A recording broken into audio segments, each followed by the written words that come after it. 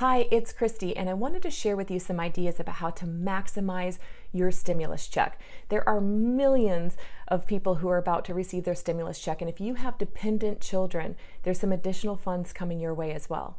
And in the study of psychology of money, how we receive our money often dictates how we spend it. So if it's not earned income and it's this bonus or extra funds that really weren't anticipated, we have a tendency more times than not to just splurge that money.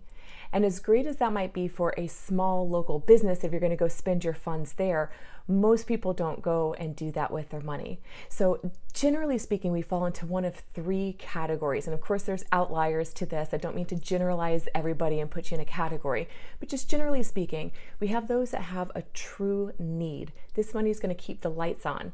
It's going to put food on their table. It's a true need. The next category is, hey, it's bonus, it's extra, will certainly help me out. It can help me with my bills or paying down some balances. And then that third category is that mindset where we're going to use money as a tool and have our money make money. So I want to go into that information here in just a moment.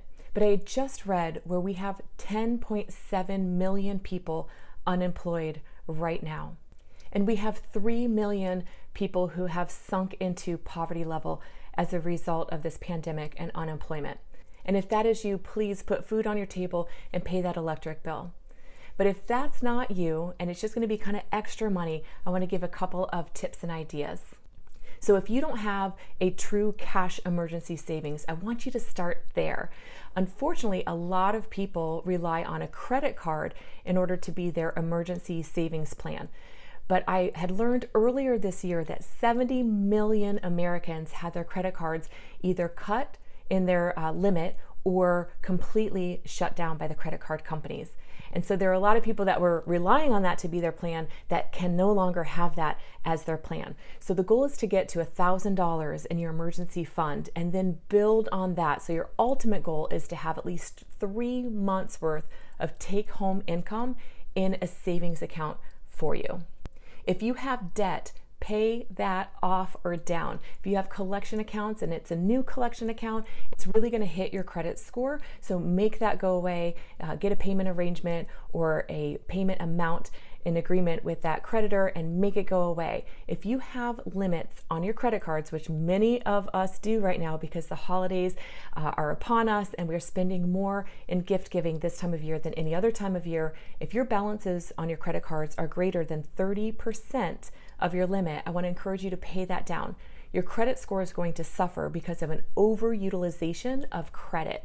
So pay that down below 30%. You'll see your credit scores rise. It's really important when you go to buy a car or a home to have an optimal credit score. So you can get those scores higher if you pay those balances on your credit cards down below 30%.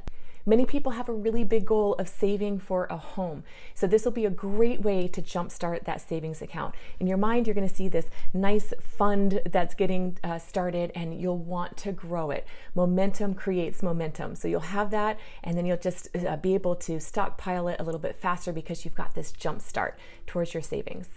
And if you're one of those lucky people that it's not a need and you don't have looming debt to have to worry about, please go and support a local business. They have been kicked in the teeth this year, and it would really help them keep their lights on as well. There are nonprofit organizations that have suffered greatly because their support has been cut so much from corporations and local supporters in the community that just aren't able to give the way that they had been in the past. But most of our local nonprofit organizations are doing the most good in our community. So it'd be really amazing if you could bless them so they can bless others.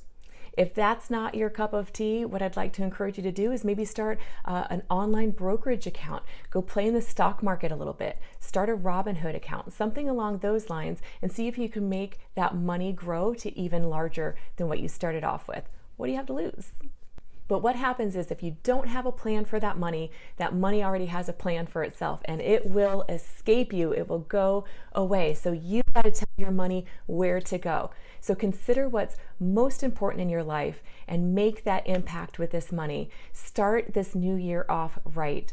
Hope these ideas will spark a new goal for you with it. I just want you to do the most good, maximize it, stretch it as far as you can, so that way the intention is actually realized. Thanks for being here with me.